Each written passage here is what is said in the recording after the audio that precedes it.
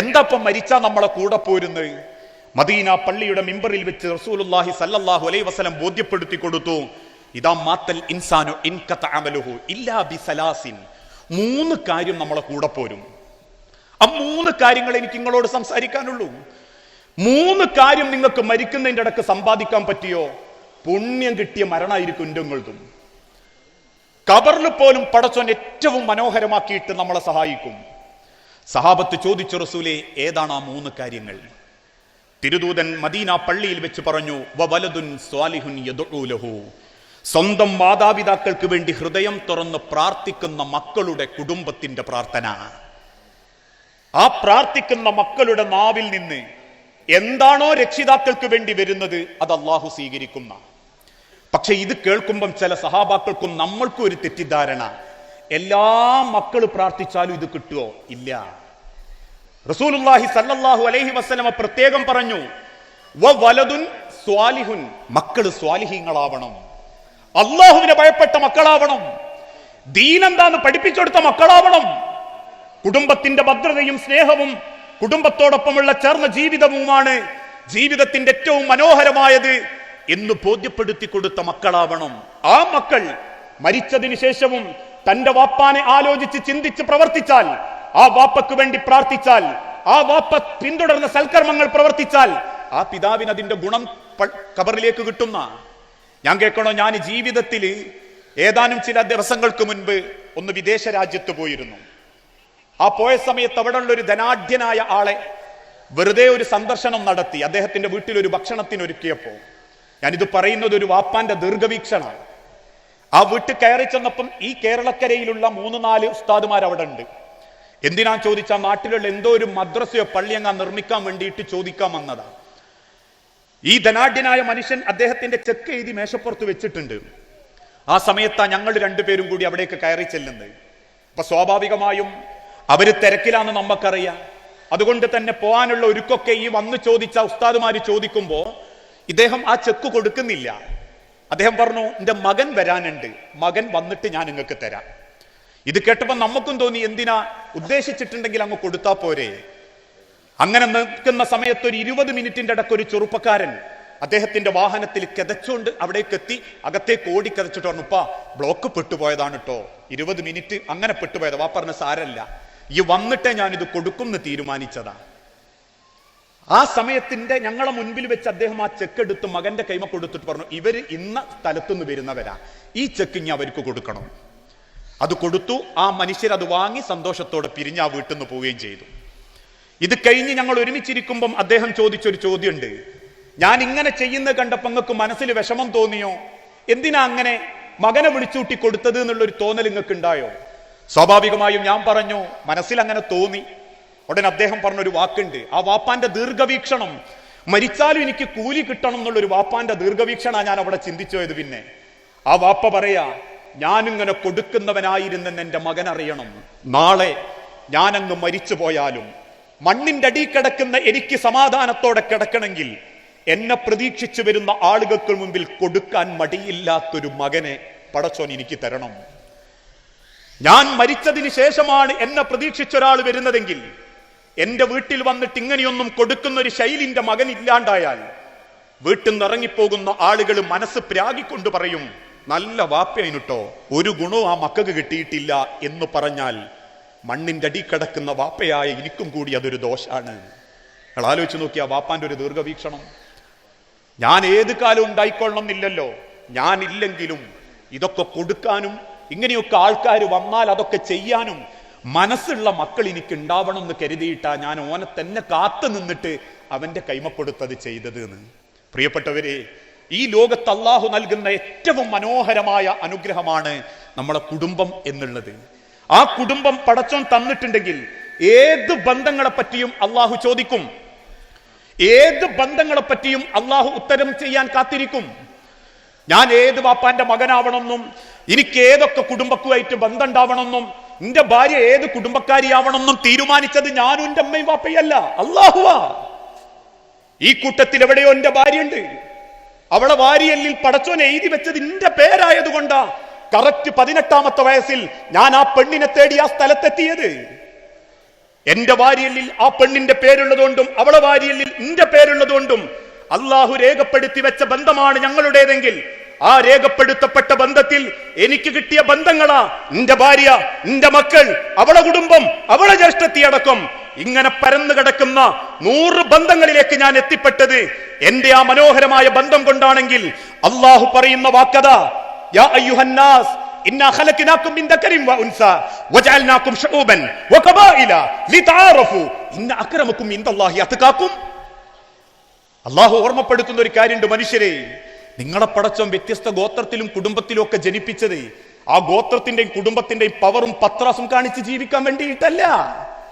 ഇന്ന അക്രമക്കും ഇൻദല്ലാഹി അത്ഖാകും, നിങ്ങളിൽ അള്ളാഹു ഏറ്റവും ഇഷ്ടപ്പെടുന്നത് അള്ളാഹു നൽകുന്ന ബന്ധങ്ങളെ മനോഹരമായി കൊണ്ടടക്കുന്നവരെയാണ്.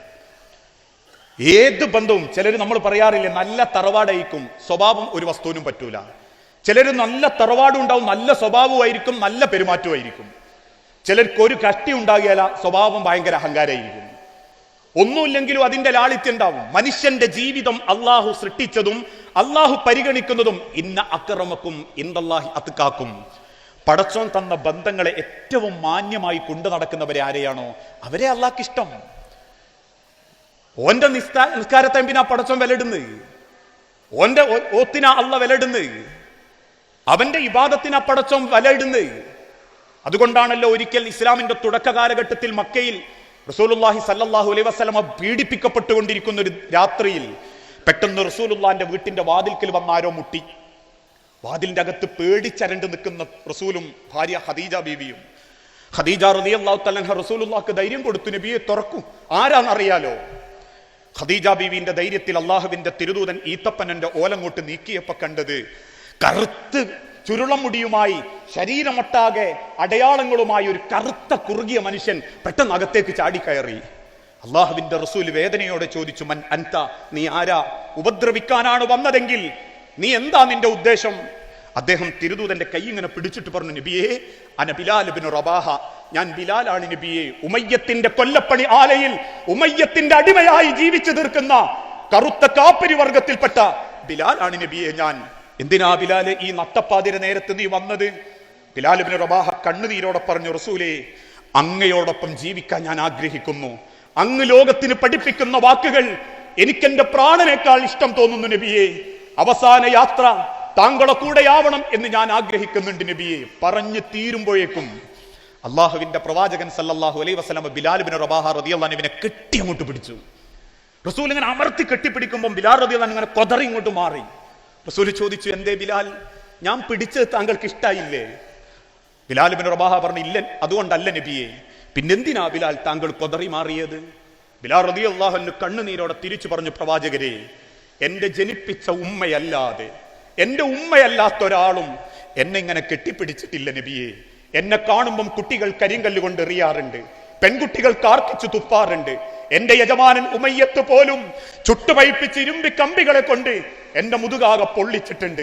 മതിവരാത്ത ശത്രുക്കളിൽ പലരും എന്റെ നിറം നോക്കി എന്നെ കൊഞ്ഞനം കുത്തിയിട്ടുണ്ട്. ആയുസിൽ എന്റെ ഉമ്മയല്ലാത്ത ഒരാളും എന്നെ ഇതുപോലെ കെട്ടിപ്പിടിച്ചതായിട്ട് എനിക്ക് ഓർമ്മല്ല നബിയെ. അതുകൊണ്ട് എനിക്കെന്തോ സഹിക്കാൻ പറ്റുന്നില്ല.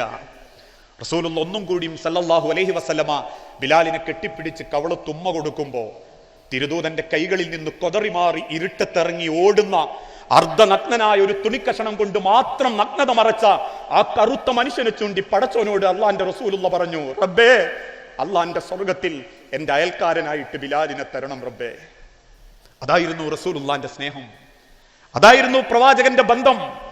പക്ഷെ ഇന്നെന്താ ചിലർക്ക് ഏട്ടൻ അനിയനെ കണ്ടൂടാ, അനിയൻ ഏട്ടനെ കണ്ടൂടാ, ഏട്ടന്റെ ഒക്കെ അനിയന്റെ ഓളെ കണ്ടൂടാ, അനിയന്റെ ഒക്കെ ഏട്ടന്റെ ഓളെ കണ്ടൂടാ, നാത്തുമാർക്ക് ആങ്ങളന്റെ ഓളെ കണ്ടൂടാ, ആങ്ങളന്റെ ഒക്കെ നാത്തുമാരെ കണ്ണെടുത്താ കണ്ടൂടാ. എത്ര പേരാ മുഖത്തോട് മുഖം നോക്കാതെ ജീവിക്കുന്നത്? എത്ര പേരാ മനസ്സകന്ന് ജീവിക്കുന്നത്? എത്ര പേരാ മനസ്സിന്റെ പകയും വെറുപ്പും വിദ്വേഷവും മനസ്സ് കൊണ്ടടന്ന് ജീവിക്കുന്നത്? ഈ കൂട്ടത്തിലുണ്ടാവും മകളെ കെട്ടിയ വീട്ടുകാരോട്, മകൻ കെട്ടിയ വീട്ടുകാരോട്, വേലിക്കപ്പുറത്തുള്ള അയൽവാസികളോട്, നാട്ടുകാരോട്, ബന്ധക്കാരോട് എന്തേ കാരണം പടങ്ങാൻ? ഒന്നുമില്ല, കല്യാണപ്പരെ കണ്ട പോനൊന്ന് ചിരിച്ചില്ല, ഇതാ പണക്ക്. നിക്കാഹിന് ക്ഷണിച്ചിട്ടോ വന്നില്ല, ഇതാ പണക്ക്. ഞാൻ നോമ്പുറക്ക് വിളിച്ചു, എല്ലാരെയും അവൻ വിളിച്ചു, എന്നെ വിളിച്ചില്ല. എല്ലാരെയും നേരിട്ട് വിളിച്ചു, എന്നെ ഫോൺ വിളിച്ചിട്ടേ ഉള്ളൂ, ഇതൊക്കെയാ പണക്ക്. എന്നിട്ടത് മനസ്സുകൊണ്ട് കിടക്കുക, മരിക്കുന്നവരെ തീരൂല. മനസ്സിന്റെ വാശിയും ഈഗോയും പകയും മനസ്സിൽ വെച്ചിട്ട് ചിലർ വാശി പറയുന്നത് കാണാ, എന്റെ അടുത്ത് വരട്ടെ, എന്റെ മുമ്പിൽ വരട്ടെ. ചിലർ ആദ്യം മക്കളോട് പറയും, ഞാൻ മരിച്ചാൽ പോലും എന്റെ മയ്യത്തോനെ കാണിക്കരുത് കേട്ടോ. എന്തൊരു വർത്താനാ മനുഷ്യരെ ഇതൊക്കെ. ഞാൻ മരിച്ചാൽ പോലും എന്റെ മയ്യത്തോനെ കാണാൻ സമ്മതിക്കരുത്. എത്ര ആളുകളാ പിണങ്ങി ജീവിക്കുന്നത്, എത്ര പേരാ മനസ്സകന്ന് ജീവിക്കുന്നത്. ഈ ദുനിയാവിലെ മനുഷ്യരെ നമുക്ക് നന്നാവാൻ പറ്റൂ? ഈ ലോകത്തെ നമുക്ക് സലാം പറയാൻ പറ്റൂ? ഈ ലോകത്തെ നമുക്ക് കൈ പിടിക്കാൻ പറ്റൂ? ഈ ലോകത്തെ ഭൂമിയോളം മണ്ണോളം മുഖം ചെരിച്ചു വെക്കാൻ പറ്റൂ? അള്ളാഹുവിന്റെ മഹ്ശറയിൽ പടച്ച റബ്ബിന്റെ തീരുമാനത്തിൽ നിന്ന് അള്ളാഹുവിന്റെ നരകത്തിലേക്ക് പോകുന്നതിനേക്കാൾ എത്രയോ മനോഹര ഈ ലോകത്തുള്ള ജീവിതത്തിൽ പരസ്പരം വിട്ടുവീഴ്ച ചെയ്ത് സ്നേഹിച്ച് ജീവിക്കാന്നുള്ളത്. അതുകൊണ്ട് തന്നെയാ നാളെ മയ്യത്തസ്കരിക്കാൻ ഞാൻ ഒന്നും കൂടി സൂചിപ്പിക്കട്ടെ, ചിലപ്പോൾ നിങ്ങൾക്ക് പരിശോധിക്കാൻ വേണ്ടിയാ. ഇന്നെല്ലാവർക്കും പൊരുത്തം വാങ്ങലും ആ പൊരുത്തം കിട്ടലും ഒക്കെ ഒന്നെങ്കിൽ വാട്സപ്പ് കൂടെ അല്ലെ പള്ളിയിൽ മരിച്ചടക്കുമ്പോഴും. നിങ്ങൾ കാണല്ലേ, നാട്ടിലുള്ള കുറെ ആൾക്കാർ ഹജ്ജുക്കും ഉംറക്കും ഒക്കെ പോവും, പിണക്കുള്ളവരെ വീട്ടിലൊന്നും കയറൂല. നല്ലോണം ഇണങ്ങി നിൽക്കുന്ന എല്ലാ കുടുംബക്കാരുടെ വീട്ടിലും കയറും. കൈയടിച്ചിട്ട് പറയും, അതെ പെണ്ണുങ്ങളോട് പറയണം, ഞാനും പെണ്ണുങ്ങളും ഉംറക്ക് പോകുന്നുണ്ട്, ദ്വാരക്കാൻ പറയണം. എന്തുണ്ടെങ്കിൽ അങ്ങ് പൊരുത്തപ്പെട്ട് കണ്ടിട്ടോ എന്നൊക്കെ അങ്ങനെ പറയും. അവസാനം ആരോടാ പിണക്ക്? മകളെ കെട്ടിയ വീട്ടുകാരോട്. ആ പൊരുത്തം എങ്ങനെ വാങ്ങുന്ന ചിലര് നേരെ കുടുംബത്തിന്റെ വാട്സാപ്പ് ഗ്രൂപ്പ് എടുത്തിട്ട് പറയും, ഞാനും എൻ്റെ ഭാര്യ ആയിഷയും ഇപ്രാവശ്യത്തെ ഉംറക്ക് പോകാൻ തീരുമാനിച്ചു, അല്ലെ ഹജ്ജിന് പോകാൻ തീരുമാനിച്ചിരിക്കുന്നു. നേരിട്ട് കാണാൻ സമയം കിട്ടാത്തതിനാൽ ഇതൊരു പൊരുത്തമായി സ്വീകരിച്ച് എല്ലാവരും എന്തെങ്കിലും ഉണ്ടെങ്കിൽ പൊരുത്തപ്പെട്ട് തരണം. ഇതാപ്പം പൊരുത്തം. എന്നിട്ട് ചിലരിങ്ങനെ നോക്കും, ആരൊക്കെ കണ്ടിട്ട് ആരോടാ നമുക്ക് പിണക്കുള്ളത്? നബീസാനോട്. നബീസ കണ്ടിട്ടുണ്ടോ? കണ്ടിട്ടുണ്ട്. ഓളെന്തോ മിണ്ടിയോ? ഇല്ല. എന്നാലും കേട്ടിട്ടുണ്ടല്ലോ, കേൾപ്പിച്ചിട്ടുണ്ട്. ഇതാ പൊരുത്തം. ഞാൻ പറഞ്ഞല്ലോ, മനസ്സുറന്നിട്ട് ഇന്നാലില്ലായി ആരാ പറയല്? ഈ കഴിഞ്ഞ ദിവസം ഒരുത്തം മറ്റവനോട് ചോദിച്ചില്ലേ, എൻ്റെ നല്ലൊരു ഇന്നാലില്ലാഹിന്റെ പോസ്റ്ററിന്റെ എങ്ങോട്ട് ഇടും? എന്തിനാ? നാട്ടിലൊരു മരണമുണ്ട്, പോസ്റ്റ് ചെയ്യാനാണ്. മനസ്സുറന്ന് പറയേണ്ടതാ ഇന്നാലില്ലാഹി വ ഇന്നാ ഇലൈഹി റാജിഊൻ. വേറെ ചിലരാകട്ടെ ഈ പൊരുത്തം വാങ്ങലൊക്കെ ഇപ്പൊ പള്ളിയിൽ നിന്ന് മാത്രമാണ്. ഞാൻ എന്നോട് വെറുപ്പ് തോന്നണ്ടോ. പള്ളി കൊണ്ടെക്കുന്ന വാപ്പാന്റെ മധ്യഭാഗത്ത് അല്ലെങ്കിൽ ഉമ്മാന്റെ മധ്യഭാഗത്തോ വാപ്പാന്റെ തലക്കും ഭാഗത്തോ നിൽക്കുന്ന മക്കളെ കൈമലേക്ക് പള്ളി കമ്മിറ്റിക്കാർ ഇങ്ങനത്തെ ഒരു മൈക്ക് അങ്ങോട്ട് കൊടുക്കും. അതിങ്ങോട്ട് കിട്ടുമ്പോ കാണാം മക്കള് കണ്ണ് നിറഞ്ഞ് ചുണ്ടു വിതുമ്പിയിട്ട്. അക്കാലം വരെ വാപ്പയും പെങ്ങളും തമ്മിലുള്ള കുടുംബം ഒന്ന് നന്നാക്കാൻ മെനക്കെടാത്ത മോൻ, ഉമ്മയും ഉമ്മാന്റെ പെങ്ങന്മാരും ആങ്ങളെയായിട്ട് കുടുംബം നന്നാക്കാൻ മെനക്കെടാത്ത മോൻ, ആ മൈക്ക് കൈമ കിട്ടുമ്പോ കാണാം കണ്ണ് നിറഞ്ഞ് ചുണ്ടു വിതുമ്പിയിട്ട് ഒരു ചോദ്യം, മരിച്ചെന്റെ ഉമ്മാന്റെ വാപ്പാന്റെ കബറ് വിശാലാവാൻ വാക്കുണ്ടോ പ്രവൃത്തിയുണ്ടോ എന്തെങ്കിലും ചെയ്തിട്ടുണ്ട്, നിങ്ങൾ അത് പൊരുത്തപ്പെട്ടു കൊടുക്കണോട്ടോ.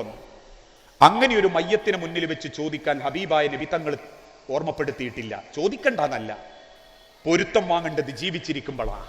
റബീഉൽ അവ്വൽ 12-നാണ് 12 ദിവസം സൂക്കേടായി കിടന്ന അള്ളാന്റെ റസൂൽ സല്ലല്ലാഹു അലൈഹി വസല്ലം വഫാത്താകുന്നത്. 12 ദിവസം മേലനങ്ങാൻ പറ്റാണ്ട് അള്ളാന്റെ ഹബീബ് കിടന്നിട്ടുണ്ട്. ചിന്തിക്കാൻ പറ്റുമോ? സഫർ മാസം 30-ാം തീയതി ഒരു സഹാബത്തിന്റെ കബറിങ്കൽ ചെന്ന് ആ സ്വഹാബിക്ക് മറമാടി ആ കബറിന്റെ അടുത്ത് എഴുന്നേറ്റ് പോരുമ്പോ അള്ളാഹുവിന്റെ പ്രവാചകൻ ഒന്ന് ഉഹദ് പോയി, ഒന്ന് ബദർ പോയി. 2 ഉഹദിന്റെ അരികിലും ബദറിന്റെ അരികിലും ചെന്ന് റസൂലുള്ള നെഞ്ചു പൊട്ടി ഇങ്ങനെ പ്രാർത്ഥിച്ചു. തിരിച്ചു വീട്ടിലേക്ക് മടങ്ങുമ്പം പെട്ടെന്ന് മദീനത്തെ തെരുവിലെത്തിയപ്പം അള്ളാന്റെ ഹബീബ് കൈകൊണ്ട് ഇങ്ങനെ തല പൊത്തി പിടിച്ചു. സഹാബത്ത് ചോദിച്ചു, എന്തേ നബിയെ? റസൂൽ പറഞ്ഞു, മരണവേദനയോ ഖൈബറിലെ ജൂതപ്പെണ്ണ് തന്ന വിഷമാംസത്തിന്റെ വേദനയോ ഞാൻ അനുഭവിച്ചു തുടങ്ങിയിട്ടുണ്ട്. അതിന്റെ അർത്ഥം മരിക്കാൻ അള്ളന്നെ തീരുമാനിച്ചിട്ടുണ്ടോ എന്നൊരു സംശയം. സഹാബാക്കൾ കയ്യിലുള്ള തോർത്തുമുണ്ടെടുത്ത് റസൂലിന്റെ നെറ്റിയിൽ വരിഞ്ഞിങ്ങോട്ട് മുറുക്കി കെട്ടി. അവിടുന്ന് അങ്ങോട്ട് 12 ദിവസം അള്ളാഹുവിന്റെ ഹബീബിന് സൂക്കേട് ശമനായിട്ടില്ല. റസൂലുള്ളാഹിന്റെ ശരീരത്തിന്റെ ചൂട് കുറഞ്ഞിട്ടില്ല. പല രാവും പകലും സഹാബാക്കൾ തോൽപാത്രം വെള്ളം കൊണ്ട് ചോദിക്കും. അല്പ ആശ്വാസം കിട്ടുമ്പോൾ റസൂൽ എങ്ങനെയൊക്കെയോ മദീനത്തെ പള്ളിയിൽ വരും.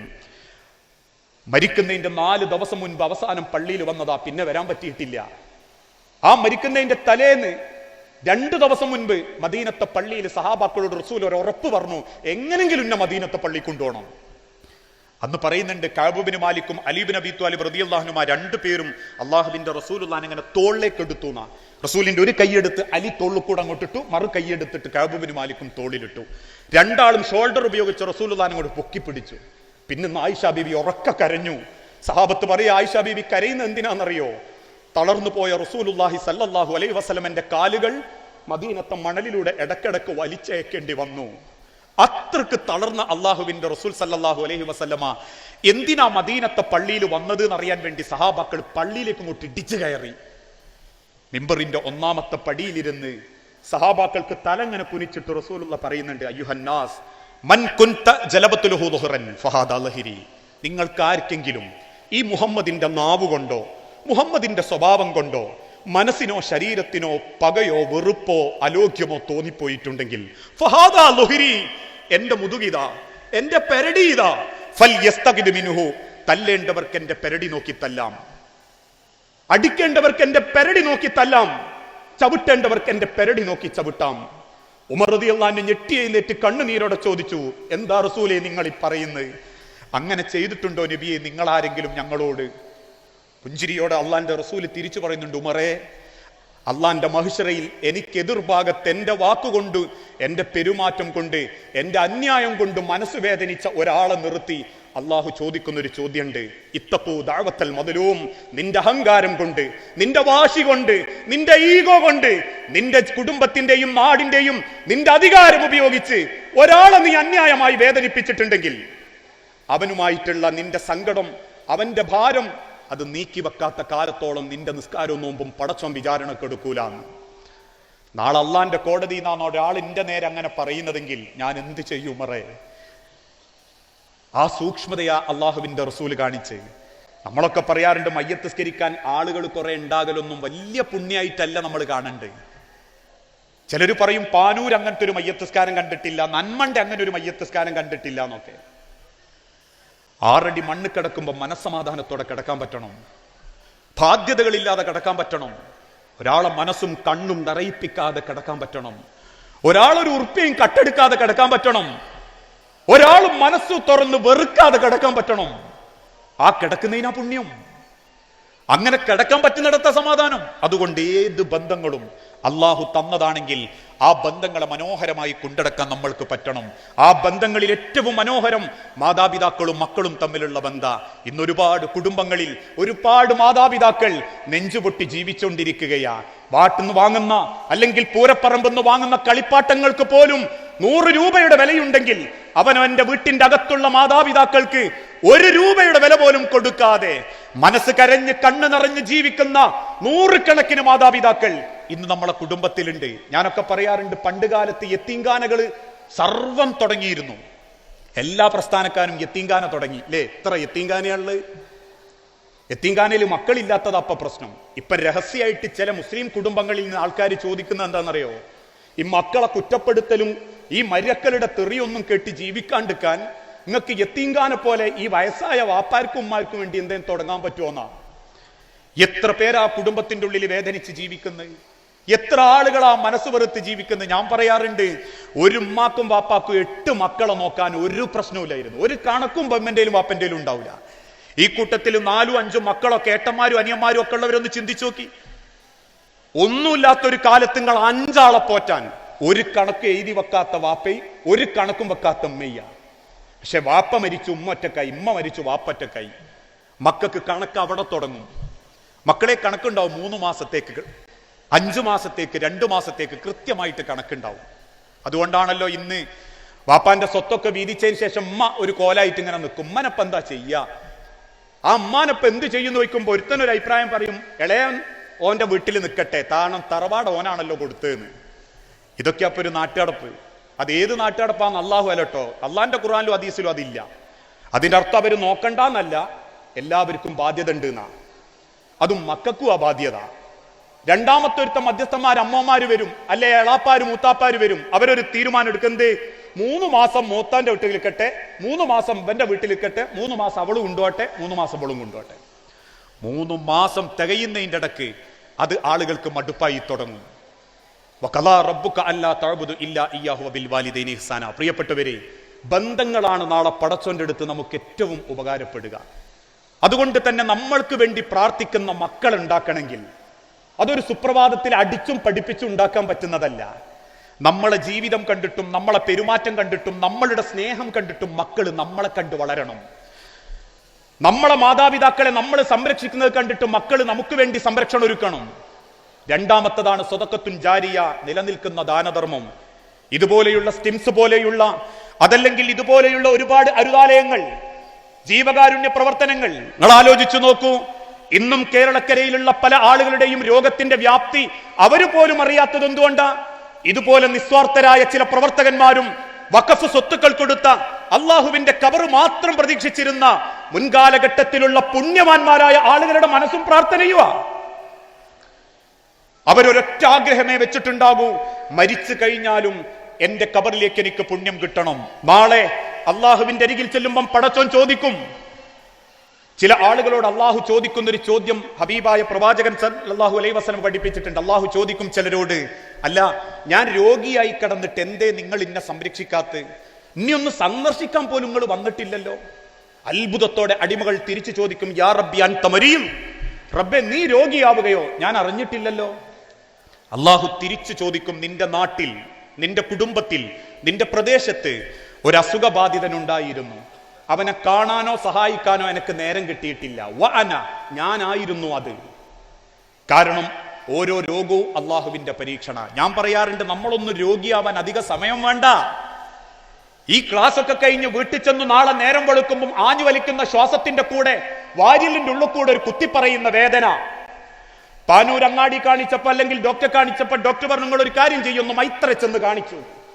മൈത്രയെ ചെന്ന് കാണിച്ചു. ഡോക്ടർമാരുടെ കൂട്ടത്തിലിരുന്ന് ഡോക്ടർ ഇങ്ങനെ നോക്കിയിട്ട് പറഞ്ഞു, ഒന്നും കാണുന്നില്ല, പക്ഷെ ഒരു കാര്യം ചെയ്യാ, ഞാനൊരു 2-3 ബ്ലഡ് ടെസ്റ്റിന് ചെയ്താ, അതൊന്നും നിങ്ങൾ പോയി ടെസ്റ്റ് ചെയ്താൽ മതി, ഇവിടുത്തെ ലാബിൽ തന്നെ കിട്ടും. ആ ടെസ്റ്റ് അറിഞ്ഞാലേ നമുക്കിത് എന്താന്ന് ഉറപ്പിക്കാൻ പറ്റൂ. പേടിക്കാനൊന്നും ഇല്ലട്ടോ, ഒരു സമാധാനത്തിനൊന്ന് ടെസ്റ്റ് ചെയ്യാ. ആ ഒരു ഒറ്റ വാർത്താനം മതി, നമ്മൾ മുക്കാഭാഗം മരിക്കേ. പിന്നെ ടെസ്റ്റ് കിട്ടുന്നവരെ ബേജാറാ. ഇനി ടെസ്റ്റ് കിട്ടിയതിന് ശേഷം ഡോക്ടർ അതിലേക്ക് ഒരു 4 നോട്ടം നോക്കി, 2 ചുമരുമൽ വെച്ച് നോക്കി, ഒന്ന് നമ്മളെ മുഖത്തേക്ക് നോക്കി, എത്ര കുട്ടികളാന്ന് ചോദിച്ചാൽ തീർന്നു പവറ്. ആയുസ്സിൽ കുടുംബത്തിൽ ഒരു പരീക്ഷണം രോഗമായിട്ട് പടച്ചോണ്ട് തന്നാലല്ലോ. ഈ സമയത്ത് പോലും ഞാൻ ഓർക്കുന്നത്, നാട്ടിലുള്ള ഒരു മനുഷ്യന് 56-ാമത്തെ വയസ്സിൽ ഡയാലിസിസിന് വേണ്ടി ഇക്ര ഹോസ്പിറ്റലിൽ കിട്ടിയത് പുലർച്ചെ 1:30 മണിക്കാ. 4 ദിവസം കൊണ്ടുപോകാൻ ആള്, 5-ാമത്തെ ദിവസം കൊണ്ടുപോകാൻ ആളില്ല. ഓരോ കുടുംബക്കാരെയും നാട്ടുകാരെയും സമീപിച്ചു. പുലർച്ചെ 1:30 മണിക്ക് കൊണ്ടുപോയിട്ട് 4:30 മണിക്ക് തിരിച്ചുകൊണ്ടുവരാൻ നേരത്ത് ആ മനുഷ്യന്റെ കണ്ണു നൊഴുകുന്ന കണ്ണുനീരിന് പകരം ചോര. നെഞ്ചു പൊട്ടിയിട്ട് പലരും പറയാറുണ്ട്, പടച്ചോനെ കിടപ്പിക്കാതെ കൊണ്ടുപോയിക്കോ, മക്കൾക്കും കുടുംബത്തിനും ഭാരാക്കാതെ കൊണ്ടുപോയിക്കോ. ആ ഒരു അവസ്ഥയിലേക്ക് എത്താൻ അധിക നേരമൊന്നും വേണ്ട. പ്രത്യേകിച്ച് ഇന്നത്തെ കാലഘട്ടത്തിൽ. ഏതാനും കൊല്ലങ്ങൾക്ക് മുൻപ് കോഴിക്കോട് മെഡിക്കൽ കോളേജിലെ പ്രൊഫസർ ഡോക്ടർ ഷാൻ അദ്ദേഹത്തിന്റെ പ്രസംഗത്തിൽ പറഞ്ഞു, 14 കൊല്ലങ്ങൾക്ക് മുൻപ് അസുഖം ബാധിച്ച് കിഡ്നി പേഷ്യൻസ് ആയ ഒരു മനുഷ്യനെ പറ്റി അങ്ങ് ദൂരെ, അങ്ങപ്പുറം ബാംഗ്ലൂരിലെ മെഡിക്കൽ സെന്ററിൽ ഹോസ്പിറ്റലിൽ അദ്ദേഹത്തെ അഡ്മിറ്റ് ചെയ്തു എന്നറിഞ്ഞപ്പം കോഴിക്കോട് മെഡിക്കൽ കോളേജിൽ നിന്നും വാഹനം വിളിച്ച് 12 ഡോക്ടർമാര് അന്ന് ബാംഗ്ലൂരിലേക്ക് പോയി. എന്തിന്? ഒരു കിഡ്നി പേഷ്യൻസിന്റെ ശരീരത്തിൽ കിഡ്നി ബാധ പേഷ്യൻസ് ആയി കഴിഞ്ഞാൽ അവൻ എന്തൊക്കെ സംഭവിക്കുമെന്നും ഒരു കിഡ്നി ഫെയിലിയർക്ക് എന്തൊക്കെയാണ് മാറ്റങ്ങളെന്നും ആ മനുഷ്യനെ കണ്ടുപഠിക്കാൻ വേണ്ടി കേരളക്കരയിലെ കോഴിക്കോട്ട് നിന്ന് ഡോക്ടർമാരങ്ങ് പോയിട്ടുണ്ടെങ്കിൽ ഇന്നതേ ഡോക്ടർ തന്നെ അദ്ദേഹത്തിന്റെ രേഖപ്പെടുത്തി, എന്റെ അരികിൽ വരുന്ന 10-ൽ 2 പേര് കിഡ്നി പേഷ്യൻസിന്റെ തുടക്കക്കാരാ. എത്ര ഡയാലിസിസ് സെന്റർ തുടങ്ങി, എത്ര സ്ഥലത്ത് അരുതാലയങ്ങൾ തുടങ്ങി. അതുകൊണ്ട് പ്രിയപ്പെട്ടവരെ, നാളെ എനിക്കും നിങ്ങൾക്കും ഉപകാരപ്പെടാനുള്ളതാണ് നമ്മളെ കൈകൊണ്ട് വളരുന്ന, നമ്മൾ ചെയ്തു കൊടുക്കുന്ന ഓരോ ദാനധർമ്മങ്ങളും. ഞാൻ ചോദിക്കട്ടെ, നാളെ മറ്റന്നാൾ പടച്ച റബ്ബ് തിരിച്ചു വിളിക്കുമ്പോ പോകുന്ന നമുക്ക് നമ്മളെ പണം കൊണ്ട് ഈ ദുനിയാവിൽ എന്തുണ്ട്? എന്റെ സമ്പത്ത് കൊണ്ട് അള്ളാന്റെ മാർഗത്ത് കൊടുത്തത്. നേരത്തെ ആക്കോട് ഉസ്താദ് ഓരോ കാര്യങ്ങളെ പറ്റി പറയുമ്പോഴും വലിയ സന്തോഷം തോന്നി. 1500 ചാക്കിൽ 1150 ചാക്ക് ഇപ്പൊ കിട്ടിയെന്നറിയുമ്പം അൽഹംദുലില്ലാ, അതൊരു വലിയ മനസ്സ് തന്നെയാണ്. കാരണം ആൾക്കാർക്ക് നിസ്കാരമുണ്ട്, നോമ്പുണ്ട്, അതിനൊക്കെ സ്വന്തമായിട്ട് ചെലവേ ഉള്ളൂ. പക്ഷെ ആരാന്റെ ജീവിതത്തിന് വേണ്ടി സ്വന്തം അധ്വാനത്തുനിന്ന് 10 റുപ്യ കൊടുക്കാന്ന് പറഞ്ഞാൽ അതാ ഈമാൻ. ഞാൻ പറയാറുണ്ട്, പാനൂരപ്പള്ളിയിൽ നിസ്കാരത്തിന് 500 റുപ്യ, ഒന്നൂന് 250 റുപ്യ ആക്കി നോക്കൂ, പള്ളിയിൽ ആൾ കുറയും. വിടാനല്ല, എല്ലായിടത്തിലും കുറയും. പൈസ ചെലവ് കൊടുക്കുക, അവനാൻ സമ്പാദിച്ചതിൽ നിന്ന് പടച്ചോന്റെ മാർഗത്തിൽ ആഹാരം പ്രതീക്ഷിച്ച് കൊടുക്കുക എന്ന് പറഞ്ഞാൽ അതൊരു വലിയ ഈമാനാണ്. അത് അധികം ആൾക്കുണ്ടാവില്ല. അത് അള്ളാന്റെ ഒരു മനസ്സാണ്, വാരിക്കോരി കൊടുക്കുന്ന പടച്ചോന്റെ മനസ്സാണത്. അത് കൊടുക്കാൻ നമ്മൾ തയ്യാറാവണം. ഇന്നല്ലെങ്കിൽ നാളെ അല്ലേ? ഒരിക്കൽ പ്രവാചകൻ സല്ലല്ലാഹു അലൈഹി വസല്ലമ മദീനത്തെ പള്ളിയിൽ ഇരുന്നിട്ട് സഹാബത്തിനോട് പറഞ്ഞു, ഞാൻ അവസാനിപ്പിക്കുക, ആരുണ്ട് സഹാബാക്കളെ ഇസ്ലാമിന് കടം കൊടുക്കാൻ? വലതുഭാഗത്തിരിക്കുന്ന സിദ്ദീഖുൽ അക്ബർ എഴുന്നേറ്റ് വലത്തോട്ടും നടന്നു, ഇടതുഭാഗത്ത് ഉമർ റളിയല്ലാഹു അൻഹു ഇടത്തോട്ടും നടന്നു. അന്ന് വരെ എന്ത് ചോദിച്ചാലും കൊടുക്കുന്ന സഹാബാക്കൾ തരാതെ എഴുന്നേറ്റ് പോയപ്പോ റസൂലുള്ളാഹിക്ക് വല്ലാത്ത സങ്കടായി. പക്ഷേ അല്പ സമയം കഴിഞ്ഞ് ഉമർ റളിയല്ലാഹു അൻഹു ആ സദസ്സിലേക്ക് തിരിച്ചു വന്നിട്ട് പറഞ്ഞു, റസൂലേ, ഞാൻ മിണ്ടാതെ പോയത് ഞാൻ എന്തും കൊണ്ടുവന്നാലും അതിനേക്കാൾ കൂടുതൽ അബൂബക്കർ സിദ്ദീഖ് കൊടുത്തതായിട്ട് ഞാൻ കാണാറുണ്ട്. ഇന്ന് അബൂബക്കറിനോട് പറയാതെ, സദസ്സെന്ന് പറയാതെ ഞാൻ ചെന്നത് എന്റെ പകുതി സ്വത്തെടുത്തിട്ട് ഇസ്ലാമിന് ദാനം തരാനാ. ആ സ്വത്ത് റസൂലുള്ളാന്റെ കൈകളിലേക്ക് ഏൽപ്പിക്കുമ്പം അള്ളാന്റെ ഹബീബ് അറിയാതെ അങ്ങ് കരഞ്ഞു. കരയുന്ന റസൂലുള്ളാന്റെ മുഖത്ത് നോക്കി ഉമർ റളിയല്ലാഹു അൻഹു ചോദിക്കും, റസൂലേ, എന്തിനാ കരയുന്നത്? ഞാൻ ഈ തന്ന സ്വത്ത് കണ്ടിട്ടാണോ? റസൂലുള്ള പറയൂ, അല്ല ഉമറേ, ഞാൻ കരഞ്ഞു പോയത് എന്തിനാണെന്നറിയോ? ഇസ്ലാമിന്റെ തുടക്ക കാലഘട്ടത്തിൽ ബിലാലിനെ പോലെ, ഖബ്ബാബിനെ പോലെ, എന്നെ പോലെ പട്ടിണി കിടക്കുന്ന നൂറുകണക്കിന് സഹാബാക്കൾക്ക് ഭക്ഷണം തരാൻ വേണ്ടി തന്റെ മുഴുവൻ സ്വത്തുക്കളും ചെലവഴിച്ച് അവസാനം ഞാൻ ഇന്ന് കടം ചോദിച്ചപ്പോ തന്റെ വീട്ടിൽ ചെന്ന് തെരഞ്ഞിട്ട് ഒരു കാരക്കയുടെ കഷണം പോലും കിട്ടാതെ മക്കയിൽ മദീനയിൽ അന്തിയുറങ്ങുന്ന മദീന പള്ളിയിലെ ദരിദ്രന്മാരുടെ കൂട്ടത്തിലേക്ക് വന്ന ആ പുതിയ അതിഥി ആരാണെന്നറിയണോ? എന്റെ അബൂബക്കറിന്റെ കയ്യിൽ കുടിക്കാൻ പച്ചവെള്ളമല്ലാതെ മറ്റൊന്നുമില്ല എന്ന് വന്ന് പറഞ്ഞിരിക്കുന്ന ഇരുത്താണ് ഉമറെ എന്റെ അബൂബക്കർ. ആ അബൂബക്കറിനെ കാണുമ്പോ ഞാൻ എങ്ങനെയാ ഉമറെ കരയാതിരിക്കുക? അത്ര അവർ കൊടുത്തിരുന്നു അള്ളാഹുവിന്റെ മാർഗത്തിൽ. പ്രിയപ്പെട്ടവരെ, നാളെ എനിക്കോ എന്റെ കുടുംബത്തിനോ നമുക്കോ നമ്മളെ മക്കൾക്കോ ഒരാള് അൽഹംദുലില്ലാ എന്ന് പറയുന്ന ഒരവസ്ഥ, അത് നമുക്ക് കിട്ടുന്ന അനന്തര സ്വത്താ. നമുക്ക് കിട്ടുന്ന അനന്തര സ്വത്താ അത്. ഒരിക്കൽ മദീന പള്ളിയിൽ വെച്ചിട്ട് അള്ളാഹുവിന്റെ റസൂൽ സല്ലല്ലാഹു അലൈഹി വസല്ലം ചോദിച്ചില്ലേ, ഞാൻ നിങ്ങളോടും ചോദിക്കാം, നിങ്ങൾക്ക് നിങ്ങളെ സ്വത്താണോ ഇഷ്ടം, നിങ്ങളെ അനന്തര സ്വത്താണോ ഇഷ്ടം? സഹാബാക്കൾ ഇങ്ങനെ ആലോചിച്ചിട്ട് പറഞ്ഞു, നബിയെ, ഞങ്ങളെ സ്വത്ത് എന്ന് പറഞ്ഞാൽ ഞങ്ങൾക്ക് ഇപ്പൊ ഉള്ളത് തന്നെയാണ്. അനന്തര സ്വത്ത് എന്ന് പറഞ്ഞാൽ ഞങ്ങളത് ഉപേക്ഷിച്ച് പോകുമ്പോൾ മക്കൾക്ക് കിട്ടാനുള്ളതാ. അതന്നെയല്ലേ? അതെ. അപ്പൊ ഞങ്ങൾക്കിഷ്ടം ഞങ്ങളെ സ്വത്തല്ലേ നബിയെ? അത് ഞങ്ങൾക്ക് ഉപയോഗിക്കാൻ പറ്റുന്നതല്ലേ? റസൂലുള്ളാഹി സ്വല്ലല്ലാഹു അലൈഹി വസല്ലം തിരിച്ചു പറഞ്ഞു, നിങ്ങൾക്ക് കിട്ടുന്ന അനന്തര സ്വത്ത് ഏതാണെന്നറിയോ? അത് നിങ്ങളെ മക്കൾക്ക് വേണ്ടി നിങ്ങൾ നീക്കി വെക്കുന്ന സ്വത്തല്ല. പാപ്പാരേ, ഉമ്മാരേ, നിങ്ങൾ ഇപ്പൊ ചിന്തിക്കുന്നുണ്ടല്ലോ, ഇനി ഞാനും മരിച്ചാലും ആ 10 സെന്റും 20 സെന്റും ഒക്കെ ആയിട്ട് മക്കൾക്ക് ഉണ്ടല്ലോ എന്ന്, അല്ല എന്റെ ഒരു 10ഉം 15ഉം പവനൊക്കെ ആയിട്ട് മക്കൾക്ക് എടുക്കാനുണ്ടല്ലോ എന്ന്. അത് അനന്തര സ്വത്ത് മക്കൾക്കുള്ളതാ. നിങ്ങൾക്കുള്ള അനന്തര സ്വത്ത് എന്താണെന്നറിയോ? നിങ്ങൾ മരിച്ചത് കേൾക്കുമ്പം മനസ്സറിഞ്ഞിട്ടൊരാൾ നിങ്ങൾക്ക് വേണ്ടി പ്രാർത്ഥിക്കുന്നത് നിങ്ങൾക്ക് കിട്ടുന്ന അനന്തര സ്വത്താണ്. ചില പള്ളിയിലൊക്കെ ഞാൻ കേൾക്കലുണ്ട്, അല്ലെങ്കിൽ മരണം കേൾക്കുമ്പോൾ, മരിച്ചോ, നല്ല മനുഷ്യനായിട്ടോ, പഠിച്ചോനാ കബറൊന്ന് നന്നാക്കി കൊടുക്കട്ടെ. മയ്യത്ത് സ്കരിക്കാൻ വന്നിട്ടില്ലെങ്കിലും അറിഞ്ഞ് പറയുന്ന ചില ആൾക്കാരുടെ മനസ്സിന്റെ ദുആ ഉണ്ടല്ലോ, അതാ നമുക്ക് കിട്ടുന്ന അനന്തര സ്വത്ത്. അതാ നമുക്ക് കിട്ടുന്ന അനന്തര സ്വത്ത്. ഇക്കഴിഞ്ഞ ഏതാനും ദിവസങ്ങൾക്ക് മുൻപ് ഒരു മനുഷ്യൻ പറഞ്ഞിട്ടുണ്ട്, ഒരു ചെറുപ്പക്കാരൻ അപകടം പറ്റിയെന്ന് പറഞ്ഞപ്പോൾ അയാൾക്ക് ഭയങ്കര ബേജാറ്. ഇയാളായിട്ട് ഒരു കുടുംബ ബന്ധവുമില്ല, യാതൊരു ബന്ധവുമില്ല. പക്ഷെ ആ മനുഷ്യൻ ഇവന് വേണ്ടി പ്രാർത്ഥിക്കുക. സ്വാഭാവികമായും നാട്ടുകാർ ചോദിച്ചു, ഓന് വേണ്ടി ഇനി എന്തിനാ അങ്ങനെ പ്രാർത്ഥിക്കുന്നത്? അയാൾ പറഞ്ഞൊരു വാക്കുണ്ട്, നിങ്ങൾ ആരും അറിയാതെ ഓരോ റമദാനിലും അല്ലാത്ത സമയത്തും എനിക്കുള്ളത് കൊണ്ടുത്തരുന്നവനാണ് അവൻ. എന്റെ മരുന്ന്, എന്റെ ഭക്ഷണം, എന്റെ മക്കളുടെ വിദ്യാഭ്യാസം. നിങ്ങൾ ചിന്തിച്ചിട്ടില്ലെങ്കിലും അവൻ മാസത്തിൽ വന്നിട്ട് എനിക്ക് എന്തേ തന്നു പോകാലുണ്ട്. അവൻ അപകടം പറ്റിയെന്ന് കേട്ടപ്പോൾ ഞാനും എന്റെ കുടുംബവും മനസ്സറിഞ്ഞ് പടച്ചവനോട് ദ്വാരുന്നിട്ടുണ്ട്. നിങ്ങൾ ആലോചിച്ച് നോക്കി, അത് എനിക്കും നോക്കും കിട്ടുന്ന അനന്തര സ്വത്താ. അത് കിട്ടാൻ വേണ്ടി ജീവിക്കണം. അല്ലാതെ മരിച്ചെടുക്കുമ്പോൾ നാട്ടുകാർ പറയരുത് എന്തൊക്കെയോ മുതലുണ്ടായിനും, എന്തൊക്കെയോ കാണിച്ചു കൂട്ടി, പെങ്ങളുമായിട്ട് പിണങ്ങി, അളിയനുമായിട്ട് അടിയുണ്ടായി, കാരണവരുമായിട്ട് പിണക്കുണ്ടായി, കേസായി, അവസാനം കൊണ്ടുപോയി എന്തെങ്കിലും കിടക്കുന്ന കിടപ്പ് കണ്ടോ എന്ന് പറയിപ്പിക്കുന്നതിനേക്കാൾ ജീവിച്ചിരിക്കുന്ന കാലത്ത് ചെയ്ത സൽക്കർമ്മങ്ങളെ കൊണ്ട് കബറിലേക്ക് കൂലി ലഭിക്കുന്ന, സമ്പത്തുകളെ കൊണ്ട് കൂലി ലഭിക്കുന്ന പുണ്യം നേടണം. ഉമ്മാരോടും കൂടിയാ ഞാൻ പറയുന്നത്, കഴുത്തിലും കാലിലും അണിയുന്ന 12 പവനുണ്ടെങ്കിൽ വേണ്ട, 1 പവനുണ്ടെങ്കിൽ 1 കാ പണത്തൂക്കത്തിന്റെ കൂലി നിങ്ങൾക്ക് അള്ളാന്റെ കബറിലേക്ക് നീക്കി വെക്കാൻ പറ്റണം.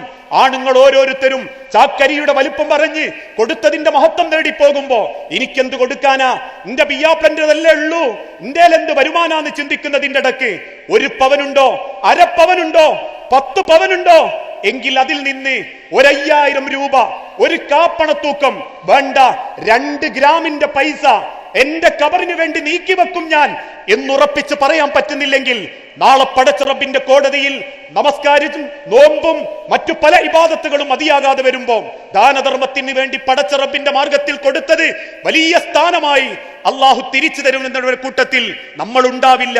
അതുകൊണ്ട് പ്രിയപ്പെട്ടവരെ, ഇത്തരത്തിലുള്ള സൽമാർഗങ്ങൾ, ഇത്തരത്തിലുള്ള റിലീഫ് പ്രവർത്തനങ്ങൾ ഇനിയും നാട്ടിൽ പുരോഗമിക്കേണ്ടതുണ്ട്. ഓരോ രംഗത്തും സുക്കേടുകൾ വർദ്ധിച്ചു വന്നുകൊണ്ടിരിക്കുകയാ. എന്താണ് സുക്കേടെന്ന് രേഖപ്പെടുത്താൻ പോലും പറ്റാത്തത്ര വ്യാപകമാകുന്ന ആധുനിക കാലഘട്ടത്തിൽ അരുതാലയങ്ങൾ കശാപ്പ് ശാലകളായി മാറിക്കൊണ്ടിരിക്കുകയാ. മനുഷ്യന്റെ ശരീരം വെട്ടിമുറിക്കുന്നത് ലാഘവത്തോടെ പണത്തിന് വേണ്ടി മാത്രമായി കൊണ്ടിരിക്കുകയാ. അസുഖം ബാധിച്ചവരെ ഒറ്റപ്പെടുത്തുകയും കുടുംബത്തിൽ വെറുക്കപ്പെടുകയും തിരിഞ്ഞു നോക്കാൻ ആളില്ലാതെ പട്ടിണിയും പരിവട്ടവുമായി കുടിക്കാൻ മരുന്നില്ലാതെ പലരും സങ്കടപ്പെട്ട് ജീവിക്കുമ്പോ ഒരാളുടെ വയറിലേക്ക് ഒരു തുള്ളി മരുന്നോ വേദനയുടെ സങ്കടങ്ങളിൽ നിന്ന് ഒരു ഗുളികയോ ആശ്വാസത്തിന്റെ ഒരു തലോടലോ ജീവിതത്തിന്റെ ഒരു സമാധാനമോ നിങ്ങൾക്ക് കൊടുക്കാൻ പറ്റിയിട്ടുണ്ടെങ്കിൽ ആ മനുഷ്യൻ മനസ്സറിഞ്ഞു പറയുന്ന ഒരു അൽഹംദുലില്ലക്ക് ഹജ്ജിനേക്കാൾ ഉംറയേക്കാൾ നാട്ടിലുള്ള മറ്റേത് കർമ്മങ്ങളെക്കാൾ കൂലിയുണ്ടെന്ന് ചിന്തിച്ച് ആ നന്മക്ക് വേണ്ടി മുന്നിട്ടിറങ്ങണം. വലിയൊരു ലക്ഷ്യം നമ്മളെ കൺമുൻപിലുണ്ട്. പാക്കജ്ജി കുഞ്ഞബ്ദുള്ള സാഹിബിനെ പോലെയുള്ള ആളുകൾ നേർച്ച ചെയ്ത വഖഫ് ചെയ്ത സ്ഥലങ്ങളിൽ ഇതിനു വേണ്ടി പരിശ്രമിക്കുന്ന ആളുകൾ ലാഭം ആഗ്രഹിക്കാതെ ഒരാളുടെയും സർട്ടിഫിക്കറ്റ് ആഗ്രഹിക്കാതെ അവൻ നയിച്ചധ്വാനിച്ചതിൽ നിന്ന് സങ്കടപ്പെട്ട് സമ്പാദിച്ചതിൽ നിന്ന് ടെൻഷൻ അടിച്ചുണ്ടാക്കിയതിൽ നിന്ന് മറ്റുള്ളവന്റെ കണ്ണുനീരൊരുപ്പാൻ പലരും കൊടുക്കുന്നതിന്റെ കൂടെ മനസ്സുകൊണ്ടും പ്രാർത്ഥന കൊണ്ടും കർമ്മങ്ങളെ കൊണ്ടും നമ്മളും കൂടെ നിൽക്കണം.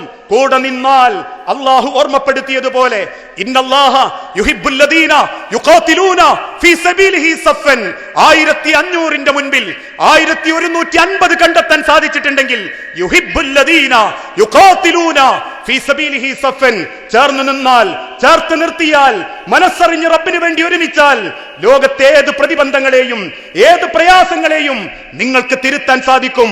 നമുക്ക് തിരുത്താൻ സാധിക്കും. നമ്മളെ ഉള്ളൂ കൊടുക്കാൻ, നമുക്കേ കൊടുത്ത് ശീലമുള്ളൂ, നമുക്കേ സ്നേഹിച്ച ശീലമുള്ളൂ, നമുക്കേ ജാതിയും മതവും നോക്കാതെ പ്രണയിച്ച ശീലമുള്ളൂ, നമുക്കേ വർഗം നോക്കാതെ സ്നേഹിച്ചു കൊടുത്ത കാരുണ്യത്തിന്റെ ചരിത്രങ്ങളുള്ളൂ. ഉറുമ്പ് കൂട്ടങ്ങളോട് കാരുണ്യം കാണിച്ച, അമുസ്ലിമിന്റെ മയ്യത്തിനോട് കാരുണ്യം കാണിച്ച, ലോകത്ത് അയൽവാസി പട്ടിണി കിടക്കുമ്പം വയറ് നിറച്ച് തിന്നരുതെന്ന് പഠിപ്പിച്ച മഹാനായ ഒരു പ്രവാചകന്റെ, ഒരു ഉലമയുടെ, ഒരു നേതാവിന്റെ, ഒരു പുണ്യ പുരുഷന്റെ അനുയായികളാണ് നമ്മളെങ്കിൽ ആ മുഹമ്മദ് റസൂലുള്ളാഹി സ്വല്ലല്ലാഹു അലൈഹി വസല്ലമയെ മനസ്സുകൊണ്ട് സ്വീകരിച്ച് കർമ്മങ്ങളെ കൊണ്ട് സാക്ഷ്യപ്പെടുത്തി ജീവിതത്തിന്റെ സെക്കൻഡുകളിൽ സ്നേഹം കൊണ്ട് കരുണ കാണിച്ച് നമുക്കും ജീവിക്കാൻ പറ്റണം. ആ തിരിച്ചറിവാണ് പാനൂരിലെ ഓരോ കുടുംബത്തിനും ഉണ്ടാകേണ്ടത്. കൊടുത്തത് കൂടിയിട്ടില്ല, കുറഞ്ഞിട്ടേയുള്ളൂ, ഇനിയും വേണം. നാളെ അതിന്റെ ഉപഭോക്താക്കൾ ഞാനും നിങ്ങളും ആവാതിരിക്കാൻ മനസ്സുകൊണ്ട് പ്രാർത്ഥിച്ച് ജീവിതം കൊണ്ട് സമ്പാദിച്ച് ജീവിതം കൊണ്ട് ചെലവഴിക്കുന്ന മുഅ്മിനീങ്ങളാവാൻ അള്ളാഹു നമുക്ക് തൗഫീക്ക് നൽകട്ടെ.